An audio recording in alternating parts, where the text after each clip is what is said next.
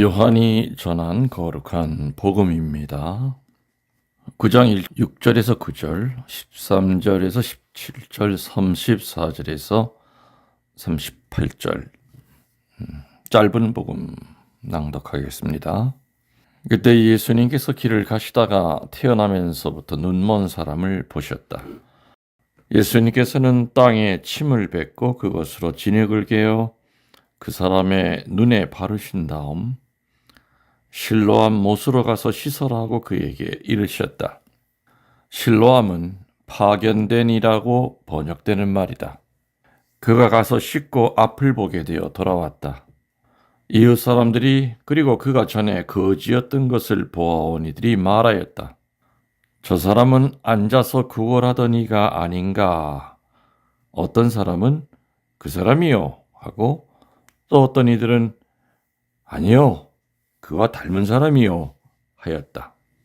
그 사람은 내가 바로 그 사람이야 하고 말하였다. 그들은 전에 눈이 멀었던 그 사람을 바리사이들에게 데리고 갔다. 그런데 예수님께서 진흙을 개어 그 사람의 눈을 뜨게 해주신 날은 안식일이었다. 그래서 바리사이들도 그에게 어떻게 보게 되었는지 다시 물었다. 그는 그분이 제 눈에 진흙을 붙여주신 다음 제가 씻었더니 보게 되었습니다 하고 대답하였다. 바리사이들 가운데서 몇몇은 그는 안식일을 지키지 않으므로 하느님에게서 온 사람이 아니요 하고 어떤 이들은 죄인이 어떻게 그런 표징을 일으킬 수 있겠소 하여 그들 사이에 논란이 일어났다. 그리하여 그들이 눈이 멀었던 이에게 다시 물었다. 그가 당신 눈을 뜨게 해주었는데 당신은 그를 어떻게 생각하오? 그러자 그가 대답하였다. 그분은 예언자이십니다. 그러자 그들은 당신은 완전히 죄 중에 태어났으면서 우리를 가르치려고 드는 것이요 하며 그를 밖으로 내쫓아버렸다. 그가 밖으로 내쫓겼다는 말을 들으신 예수님께서는 그를 만나시자 너는 사람의 아들을 믿느냐 하고 물으셨다. 그 사람이 선생님 그분이 누구십니까? 제가 그분을 믿을 수 있도록 말씀해 주십시오 하고 대답하자 예수님께서 그에게 이르셨다. 너는 이미 그를 보았다. 너와 말하는 사람이 바로 그다. 그는 주님, 저는 믿습니다 하며 예수님께 경배하였다. 참 예수님, 주님의 이름으로 평화를 빕니다. 오늘 복음은 태생소경의 치유 얘기가 나옵니다. 그런 얘기가 있습니다. 어느 장님 할아버지인데 이 장님 할아버지는 밤에 다닐 때 꼭 초롱불을 들고 다닌다고 합니다. 눈이 멀쩡한 사람이 그 할아버지가 하는 행동을 보니까 이해가 안 되죠. 초롱불을 드나 안 드나 그냥 장님인데 초롱불을 들어도 그 눈이 보이겠습니까? 아니지요. 그래서 궁금해서 물었다고 합니다. 할아버지 앞도 안 보이시는데 왜 초롱불은 들고 다니십니까? 그랬더니 그 할아버지 뭐라고 그랬겠습니까? 어떤 말이 나오리라고 여러분들 짐작하고 계십니까? 이렇게 얘기했다고 합니다. 할아버지가. 앞이 안 보이는 내가 호롱불 든다고 뭐가 보이겠냐? 눈뜬 놈들이 와서 자꾸 부딪히기 때문에 나를 좀 제발 부딪히지 말라고 이렇게 호롱불 들고 다닌다. 눈이 먼 나도 사람 안 부딪히고 잘 다니는데 왜 그렇게 눈뜬 인간들이 헤매고 돌아다니는지. 그래서 내가 호롱불 들고 다닌다. 이런 말 나오려고 예상하셨습니까? 우리나라 말에 눈뜬 장님이라는 말이 있습니다. 사람이 왜 넘어지고 왜 부딪히고 그럴까요? 어두울 때 우리는 빛이 없기 때문에 넘어지고 부딪힙니다. 눈은 두 가지가 있죠. 육의 눈이 있고 영의 눈이 있습니다. 이 육의 눈은 육의 눈을 가지고 물체를 바라보려면은 두 가지의 조건이 필요합니다. 첫 번째로는 의학적으로 이상이 없어야 됩니다. 두 번째로는 빛이 있어야만 볼 수가 있습니다. 소경은 태어날 때부터 소경도 있고요.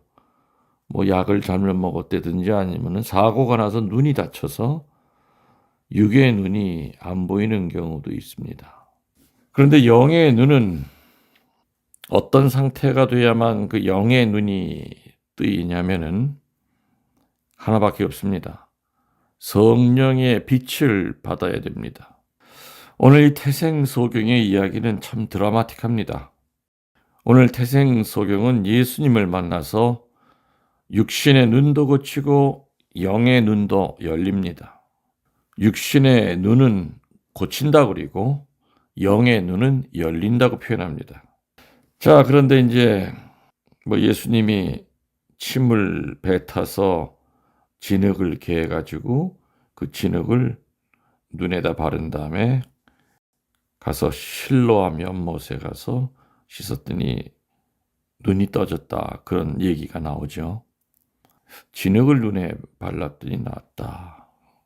흙이라고 하는 것은 어찌 보면은 이 세상 모든 물질 중에 가장 중요한 것이 아닐까. 흙은 생명을 잉태하고 있습니다.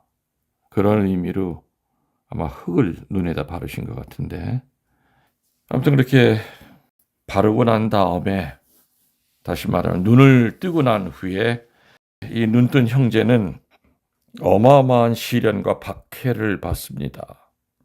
눈 뜨기 전에는 거들떠보지도 않았던 많은 사람들이 이 사람이 눈을 뜨고 난 후에는 별의별 소리를 다 합니다. 바리사이파들이 뭐라 그럽니까? 예수님의 그 치유의 능력을 인정하기 싫었기 때문에 원래부터 이 사람은 장님이 아니었다고 몰아세웁니다. 그리고 오늘 짧은 복음을 했기 때문에 생략이 됐지만은 원래 긴 복음에는 부모까지 불러서 정말 당신들 아들이 원래부터 소경이었느냐고 확인까지 합니다. 이렇게 서슬이 시퍼런 그런 분위기 속에서도 눈을 고친 영의 눈이 열린 이 사람은 당당하게 외칩니다. 너는 그 사람이 누구라고 생각하느냐 하는 그 바리사이들의 질문에 그분은 예언자이십니다 하고 당당하게 외칩니다. 이렇게 영의 눈이 열린 사람은 분별력과 담대함이 생깁니다. 이 독서 골로새서 5장 9절에 나오듯이 선과 정의와 진실의 열매를 맺게 됩니다. 성령의 빛을 받아 영의 눈이 열리면 악쪽이 아니라 선 쪽으로 돌았습니다. 그리고 불의에 맞섭니다. 그리고 본인 스스로 위선을 제일 경계하게 됩니다. 이게 영의 눈이 열린 사람의 모습입니다. 자, 그러면 영의 눈이 열리려면 어떻게 해야 되나? 또 내 안에 있는 어떤 어둠이 나를 영의 눈이 못 열게끔, 영의 눈이 뜨이지 못하게끔, 또 영적으로 내가 변화되지 못하게끔 가로막고 있는 그 장애물은 뭔가? 분명히 많이 있습니다. 첫 번째는 죄악으로부터 해방이 되어야 됩니다. 죄 중에 있는데 어찌 영의 눈이 열리겠습니까? 내면에 잠재해 있는 악이 밖으로 드러나는 것을 우리는 죄라고 합니다. 죄는 내 안에 있는 악을 물리치지 못할 때 나오는 결과입니다. 그래서 이러한 악을 물리치려면 철저하게 준비된 고해 성사를 봐야 됩니다. 성모님의 메시지에 의하면 많은 사람들이 모고해의 유혹으로부터 벗어나지 못하고 거짓 고해를 하기 때문에 지옥으로 바로 떨어진다. 참 섬찟한 얘기를 많이 하셨습니다. 실제로 고해소에 앉아 있다 보면은 이 사람은 지금 모고해를 하고 있구나 하는 거를 그런 느낌이 옵니다. 정말 얘기해야 될 것은 저 밑에 감추어 놓고 그냥 성체는 영해야 되겠으니까 주일 몇 번 빠졌습니다. 그렇게 고해할 것이 없을까? 아무튼 우리들은 마귀가 우리들을 모고회의 죄로 몰아가는데 단호하게 맞서야 됩니다. 내 죄가 아무리 진홍색처럼 붉어도 고해소 안에는 예수님이 계시기에 신부님에게 고해를 하는 것이 아니라 그 옆에 계신 예수님에게 고해를 하고, 예수님은 사지의 입을 빌려서 너의 죄를 사하노라 한다는 것을 추호도 의심치 말고 내 죄의 크고 작음을 떠나서, 희고 붉음을 떠나서 정직하게 겸손하게 고해를 해야 됩니다. 고해 성사를 통해서 빛이 내 안에 들어오면 어둠은 물러나게 되어 있습니다. 그래서 형식적인 고해가 아니라 가슴을 찢는 성사를 봐야 되고 준비된 성사를 봐야 됩니다. 후회가 아니라 회개를 해야 된다고 그랬습니다. 후회는 죄에 떨어진 자기 자신이 그냥 미울 뿐이지 하느님의 마음을 생각하지 않는 겁니다. 그러나 회개는 하느님의 마음, 성모님의 마음을 헤아리는 겁니다. 내가 그 죄를 졌을 때 하느님 마음이 얼마나 아프셨을까? 내가 그리 헤매고 돌아다닐 때 성모님이 얼마나 애태우셨을까? 내가 그렇게 죄를 지을 때마다 내 안에 계신 성령이 얼마나 몸이 다르셨을까? 하느님의 마음으로 하느님의 마음을 헤아리면서 성찰하는 것이 회개고, 후회는 그냥 자존심이 상한 겁니다. 죄에 떨어진 지 자신이 그냥 미울 뿐입니다. 그래서 준비된 성사를 봐야 된다. 고해소 안에서 후회만 하다 나간다면 그 사람은 분명히 같은 죄에 얼마 안 있다 또 떨어질 겁니다. 그러나 진정 회개를 통한 준비를 하고 고해를 본다면 그렇게 쉽사리 같은 죄에 떨어지질 않습니다. 하느님 마음을 아프게 한다는 것이 얼마나 큰 죄였는가를 깨닫기 때문이지요. 우리의 영의 눈이 떠지지 못하게끔 막는 두 번째 걸림돌은 지나치게 머리로만, 다른 말로 이성으로만 하느님을 믿으려 하는 것입니다. 유한한 인간이 무한한 하느님을 어찌 다 알 수 있겠습니까? 인간의 머리로 하느님을 알아야 얼마나 압니까? 그래서 하느님 쪽에서 당신 자신을 알려주신 것이 계시입니다. 우리는 많은 경우에 단순하지 못하기 때문에 진리를 못 봅니다. 신학교에서 그 많은 신학 공부를 하고도 저는 십자가의 뜻을 잘 몰랐습니다. 근데 어느 날 꼬뱅이 하나가 성당에 들어와서 제대 뒤에 있는 십자가를 보더니 더하기다 더하기다 하면서 하나를 배웠다는 듯이 뛰어나갔습니다. 그 아이는 아마 학교에서 더하기를 배우고 성당에 오니까 더하기 표시가 있고 그 더하기 표시가 어느 한 사람의 몸으로 연결이 되어 있는 것을 봤던 겁니다.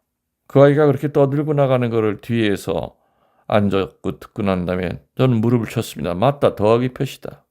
유한성에 떨고 있는 영혼에게 영혼을 더해주는 표시다. 빼는 표시가 아니라 저 십자가는 더해주는 표시다. 그래서 십자가의 의미를 저는 그 어린아이한테 배웠습니다.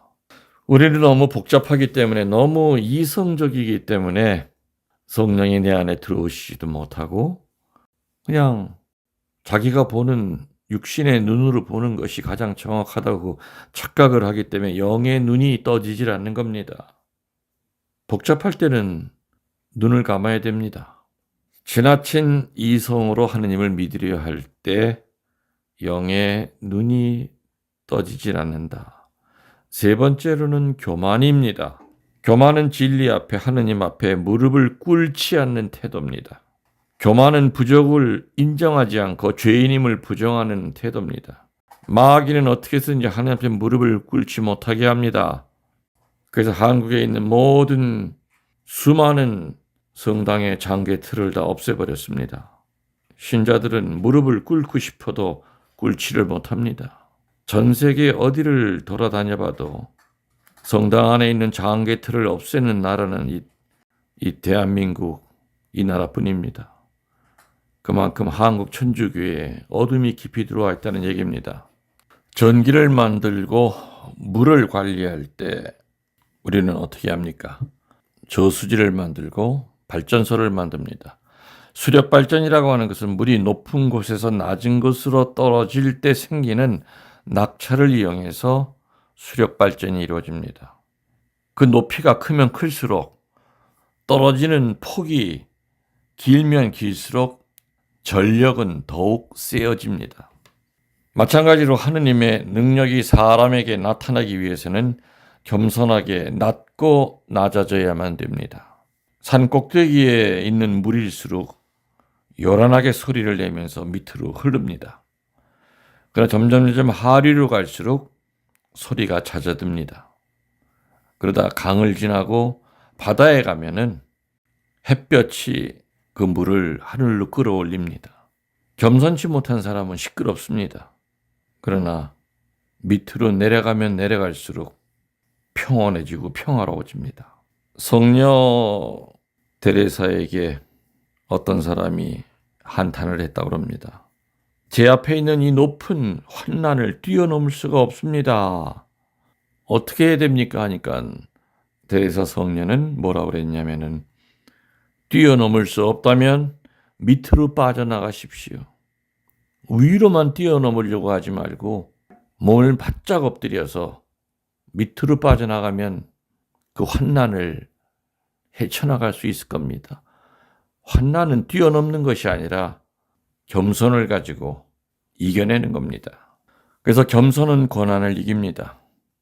예수님은 큰 바보이셨고 더러운 거 닦아주는 걸레셨고 밑으로 내려가는 연탄불이셨습니다. 네 번째로 영의 눈이 열리기 위해서는 어떤 장애물을 제거해야 되냐면은 영적 의심을 버려야 됩니다. 무엇에 대한 의심이냐? 첫 번째, 사도신경에 나오는 교회의 가르침, 3대 교리, 하느님의 존재, 삼위일체도리, 상선보락교리, 구속강생교리, 또 사도신경에 하나이고 거룩하고 공번되고 사도로부터 이어내려온 성령이 지켜주시는 하느님의 교회에 대한 그 교회의 가르침을 의심치 말고 버려야 됩니다.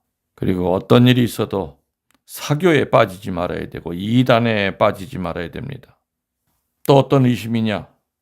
두 번째로는 미사 때마다 이는 내 몸이다 내 피다 할 때마다 하느님의 현존을 의심치 말고 믿어야 됩니다. 또 어떤 의심을 버려야 되느냐? 주님이 재림하신다는 것과 영원히 산다는 것과 심판과 하느님 나라를 믿어야 됩니다.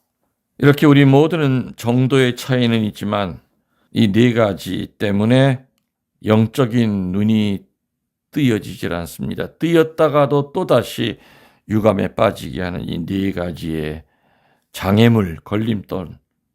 첫 번째, 죄와 악습이라고 그랬습니다. 두 번째, 머리로만 믿으려고 하는 것이라고 그랬습니다. 이성주의입니다. 지나친.